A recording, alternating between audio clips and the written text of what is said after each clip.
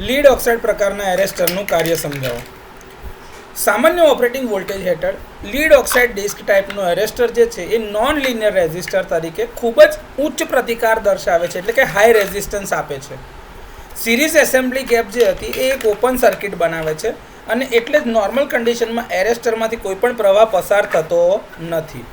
Power system arrester દ્વારા કોઈ પણ લીકેજ કરંટ વિના સામાન્ય રીતે કાર્ય કરે છે, એટલે કે નોર્મલ ઓપરેટિંગ વખતે પાવર સિસ્ટમમાં કોઈ પણ લીકેજ કરંટ પસાર થતો નથી. જ્યારે પાવર લાઇન ઉપર હાઈ વોલ્ટેજનો સર્જ આવે છે ત્યારે એરેસ્ટર ઉપર વોલ્ટેજ વધે છે. સિરીઝ ગેપ એસેમ્બલી બ્રેક થાય છે, એટલે કે આયોનાઇઝ થાય છે અને તે કન્ડક્ટિંગ બને છે, એટલે કે એની અંદરથી કરંટ પસાર થાય છે. Lead oxide disc high voltage ઉપર ઓછો પ્રતિકાર દર્શાવે છે, એટલે કે લો રેઝિસ્ટન્સ ઓફર કરે છે, જેનાથી સર્જ કરંટ તેમના દ્વારા વહેવા લાગે છે. આ સર્જ કરંટ જે હોય છે સુરક્ષિત રીતે અર્થ ઉપર જવા દેવામાં આવે છે અથવા તો લઈ જવામાં આવે છે અને એટલે જ એની સાથે જે સાધનો લગાડ્યા છે તેનું પ્રોટેક્શન થઈ શકે છે. લીડ પેરોક્સાઇડ ઓરડાના તાપમાને વીજળીનો સારો એવો સુવાહક હોય છે, પરંતુ લગભગ 150 ડિગ્રી સેલ્સિયસ તાપમાને તે ઇન્સ્યુલેટર બની જાય છે, કારણ કે જ્યારે તે ગરમ થાય છે ત્યારે તે લીડ ટેટ્રોક્સાઇડમાં રૂપાંતરણ થાય છે.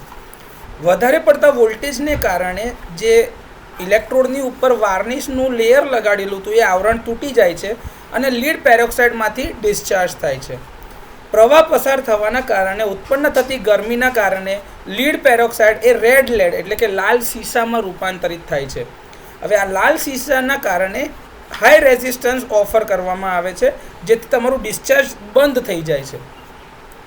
આમાં જે કોષ લગાડ્યા હોય છે એનું કદ એવું રાખવામાં આવે છે કે તે ચોક્કસ વર્ષો સુધી ટકી શકે. જ્યારે બધા લીડ પેરોક્સાઇડ લાલ લેડ એટલે કે રેડ લેડમાં રૂપાંતરણ થઈ જાય છે ત્યારે એ કોષ નકામો બની જાય છે અને એને બદલવો પડે છે. એકવાર સર્જની ઉર્જા જે છે એ વાતાવરણમાં જતી રહી એટલે કે વિખેરાઈ જાય પછી તે સિસ્ટમ વોલ્ટેજ સામાન્ય થઈ જશે. લીડ ઓક્સાઇડ ડિસ્ક તેનો ઉચ્ચ રેઝિસ્ટન્સ એટલે કે હાઈ રેઝિસ્ટન્સવાળો જે ગુણધર્મ હતો એ પાછો મેળવે છે, જે વધુ કરંટના પ્રવાહને અટકાવે છે. સિરીઝ ગેપ ડીઆયનાઇઝ થાય છે અને તેના ઇન્સ્યુલેટિંગ ગુણધર્મોને પુનઃસ્થાપિત કરે છે. એરેસ્ટર આગામી સર્જ માટે ફરીથી તૈયાર થઈ જાય છે. તો આ રીતે લેડ ઓક્સાઇડ પ્રકારનું એરેસ્ટર કાર્ય કરે છે.